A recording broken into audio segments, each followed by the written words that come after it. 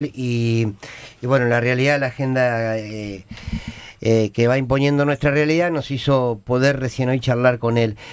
Para que nos ayude a pensar un poquito qué está pasando en esta Argentina, pero si se quiere desde la actitud social, desde la reacción social, desde el miedo social que hoy está atravesando a muchos y a muchas, a partir de ver lo que es el gobierno capaz de hacer. Lo llamamos entonces a Nahuel Sosa, ustedes lo conocen, compartimos canal juntos, es licenciado en Sociología por la Universidad de Buenos Aires, además es docente. Nahuel, gracias por atendernos, ¿cómo estás? ¿Qué tal, Fernando? ¿Cómo estás? Gracias por la invitación. Muy bien. A ver, Nahuel, ¿cómo estás viendo esta reacción que parece estar creciendo, no sé cómo lo ves vos, a partir de lo que sucedió el miércoles? ¿Y qué entendés que puede suceder este miércoles cuando el miedo lo ha atravesado todo, ¿no? Estamos todos pidiendo por la vida de Pablo Grillo para que pueda recuperarse. ¿Y eso puede cambiar la ecuación o puede profundizar la oposición al gobierno?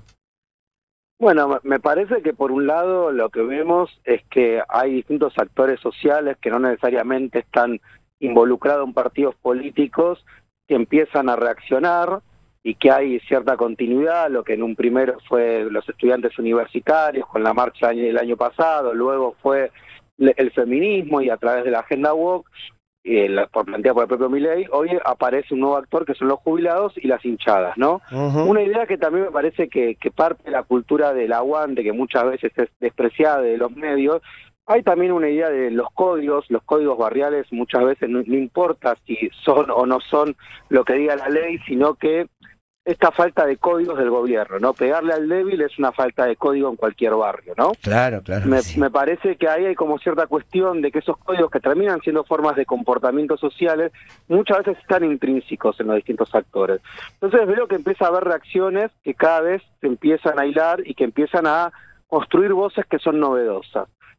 Por otro lado, lo que veo con mucha preocupación es un gobierno que se sobregira en la represión y creo que se sobregira por un lado por el acuerdo con el FMI, necesita mostrar al FMI que puede contener y disciplinar socialmente a la Argentina.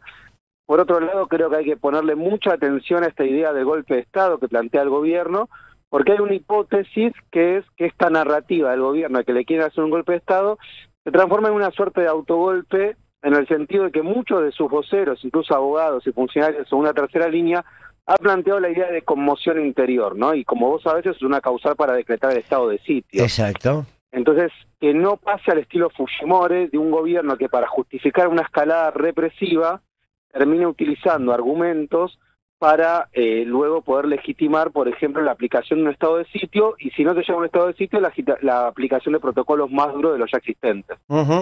¿Y qué pasa con... a ver, nosotros veníamos diciendo que había una sociedad que de alguna manera estaba sedada, por lo menos desde mi punto de vista, ¿no? Y bueno, y esta movilización del miércoles me parece que generó una instancia de bronca, pero también aparece el miedo, y vos sabés mejor que nadie que el miedo no suele hacerle bien a los procesos sociales. ¿Cómo puede jugar esta emoción en medio de todo esto?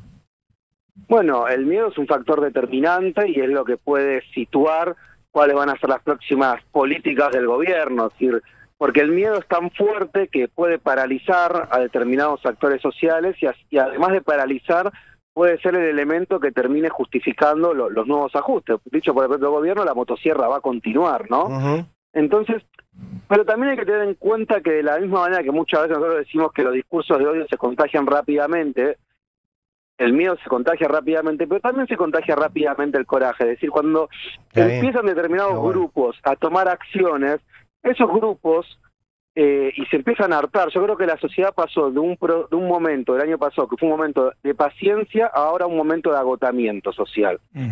Entonces, en ese momento de agotamiento, ese miedo que podía ser efectivo cuando estaba todavía la luna de miel del gobierno, capaz ya no tenga los mismos efectos cuando empieza a haber un proceso de agotamiento social. Nahuel, ¿cómo andas, Marcos? ¿Qué tal, Marcos? Bien, te pregunto por esto que estabas mencionando. A mí me da la sensación de que se va formando cierto caldo de cultivo, un poco en la calle, otro poco, por supuesto, por la economía real, que cada que cada persona empieza a sufrir muchísimo y eso después deriva en lo que sucede en la calle, y también obviamente en el sector financiero, que muchas veces le pone la frutilla al postre a ciertas explosiones, y estamos viendo una corrida, veremos qué profundidad tiene, y allí el acuerdo del fondo que se dilata. Te pregunto, digo, por todo el combo, porque vos estabas hablando también de la cuestión vinculada a la represión, y quizás todo esto también sea un elemento de debilidad del gobierno que quiere mostrar fortaleza por el lado represivo, ¿no? Sí, me parece que ahí tenés dos elementos. Los que reprimen, pero hay algo peor que los que reprimen, que son los que justifican la represión, ¿no? Porque creo que las represiones siempre tienen un punto límite. O sea, ninguna sociedad puede basarse solo en el garrote. En algún momento eso entra en tensión, en crisis. Por lo tanto, quienes reprimen lo que necesitan para seguir reprimiendo es tener cada vez más justificadores de esa represión, ¿no? En la medida que tengan menos personas que justifiquen y legitimen esa represión queda como desde el punto de vista desnuda, muy expuesta. Me parece que el gobierno, lo que el propio gobierno llama batalla cultural, tampoco está en su mejor momento, ¿no? Entonces, esto no quiere decir que el gobierno no tenga espalda, no quiere decir que no pueda seguir avanzando y que haya consolidado, que para mí es lo más preocupante, un núcleo duro que está dispuesta a la violencia social como forma de resolver los conflictos, pero sí, a diferencia del año pasado, me parece que más allá de esa narrativa muchas veces envalentonada, exista para justificar las acciones reaccionarias, ¿no?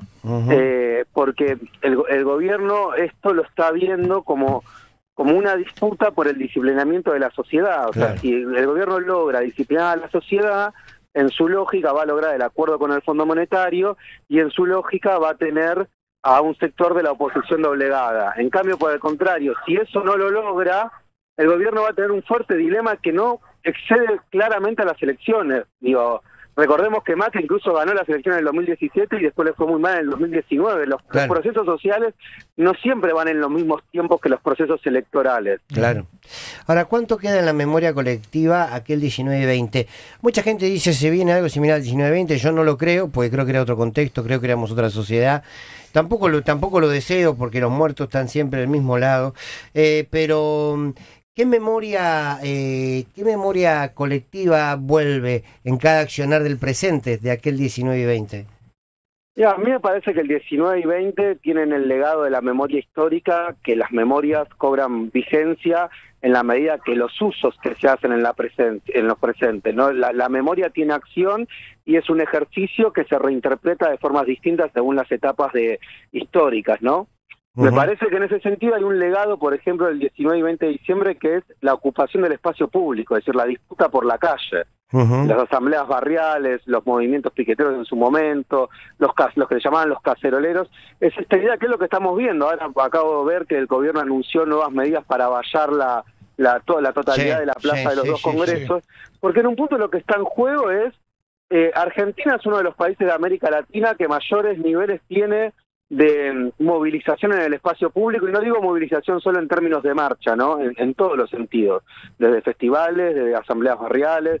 Es decir, en parte la salud de nuestra democracia es porque todavía sigue existiendo ese lazo social, ¿no? Claro. Esa ocupación de la calle con el vecino, con la asamblea barrial, con la sociedad de fomento, con los clubes de barrio.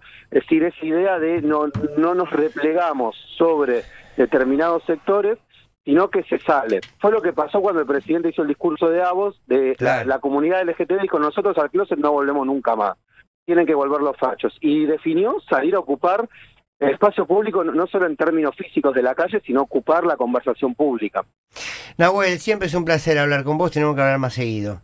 Bueno, muchas gracias. Y bueno, seguimos leyéndote y me parece que va a ser un tiempo donde necesitamos mucho avanzar y analizar en profundidad, porque si no la coyuntura también nos termina comiendo. Gracias, Nahuel.